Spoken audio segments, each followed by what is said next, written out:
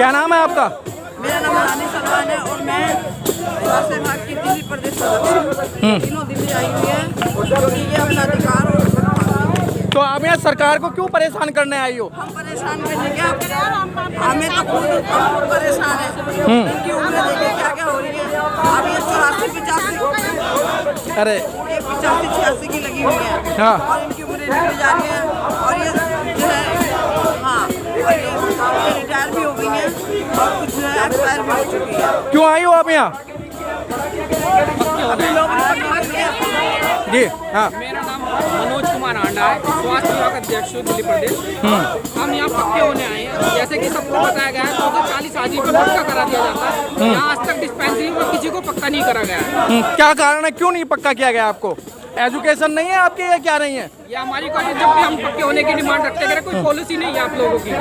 लेकिन जब आपके मुख्यमंत्री जी सत्ता में आने से पहले कहते थे जितने ठेकेदारी पे काम करें उन्हें हम सब पक्का कर देंगे। एक बार वादा किया था उन्होंने पूरा नहीं करा।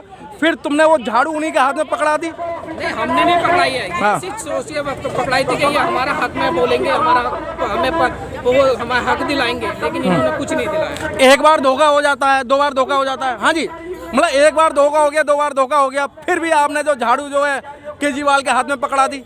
ये हमने तो अच्छा समझ के पकड़ाई थी कि भाई झाड़ू का निशान, जिस झाड़ू का निशान लिया है और जब संगठनों से इन्होंने अपनी एक मुलाकात करी कि निगम में मेरी सरकार नहीं है, हमने तीसरी बार इनको इसलिए जितवाया था कि निगम में इनकी जिस दिन सरकार बनेगी, क्योंकि इन्होंने अपने चुनावी मैनिफेस्टो में कहा था कि जिस दिन मेरी निगम में सरकार आ जाएगी मैं सभी निगम कर्मचारियों को पक्का करूंगा और ठेकेदारी प्रथा को खत्म करूंगा। क्या आपने केजरीवाल से पूछा कि जो आपने जो अपने मैनिफेस्टो में जो डाला था कि जो ठेकेदारी पे जो काम करें उन्हें पक्का करेंगे, कि कभी आपके नेताओं ने बात?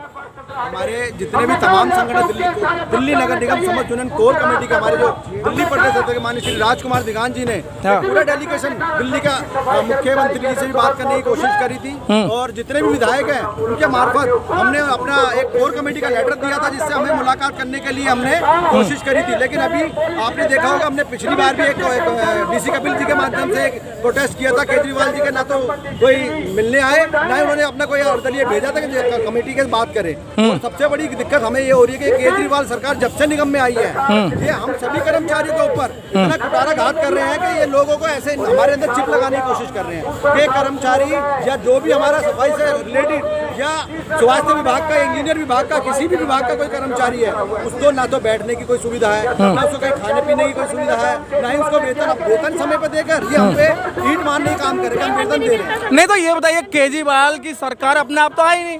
जब वोट डलता है तो आप हिंदू मुस्लिम करते हो, उसके अनुसार वोट करते हो। केजरीवाल को अब वोट आपने नहीं दिया है ना। आपको बताता हूँ केजरीवाल जी ने हमसे तमाम संगठनों से एक बैठक की थी जिसमें कहा था कि निगम में मेरी सरकार नहीं है और जिस दिन मेरी निगम में सरकार आ जाएगी मैं तमाम संगठन जितने भी निगम कर्मचारी हैं जो 20-25, 30 सालों से कच्चे हैं उन्हें पक्का करूंगा। नहीं तो एक बार आपने उनका वायदा आपने पूरा कर दिया, दूसरी बार में क्यों ठगे गए आप? दूसरी बार में क्योंकि उन्होंने हमसे ये कहा था कि हमारी निगम में सरकार नहीं है, क्योंकि मैं दिल्ली का मुख्यमंत्री हूँ, मैं देश का प्रधानमंत्री नहीं। अब वो ये कहेंगे कि मुझे लोकसभा में भेज दो, लोकसभा इलेक्शन जिता दो, मैं प्रधानमंत्री बन जाऊंगा तो मैं आपके फायदे पूरे करूंगा। अब की बार तो जितने भी निगम कर्मचारी हैं उन्होंने मन बना लिया है कि इस झूठे मक्कार और फ्री की चीजें देने वाले इंसान को इस दिल्ली से दफा करेंगे। लगता है आपको ऐसा होगा?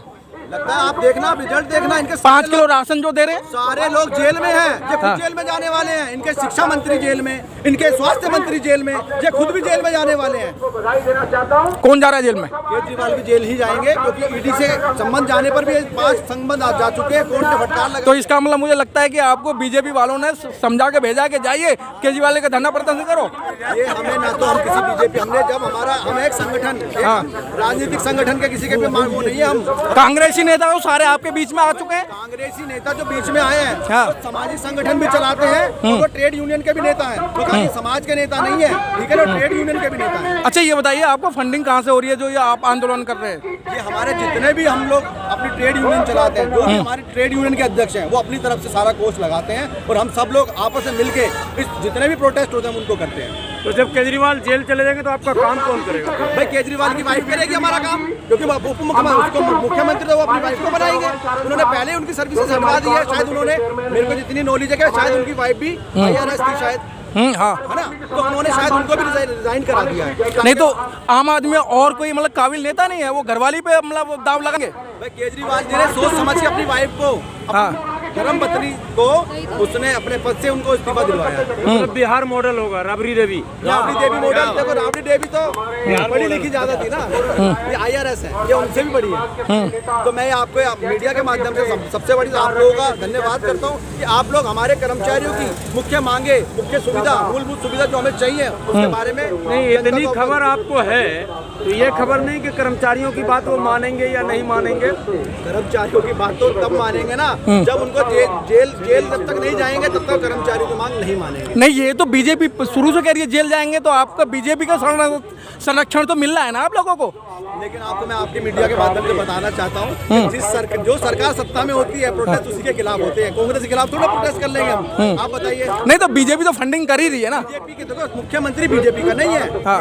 निगम में सरकार बीजेपी की नहीं है। हाँ। जब बीजेपी की सरकार थी तो दिल्ली नगर निगम समाज चुनाव कोर कमेटी ने जो उनका विरोध करा था, उनसे अपनी डिमांड मांगी थी, मानने के लिए काम करा है। ठीक।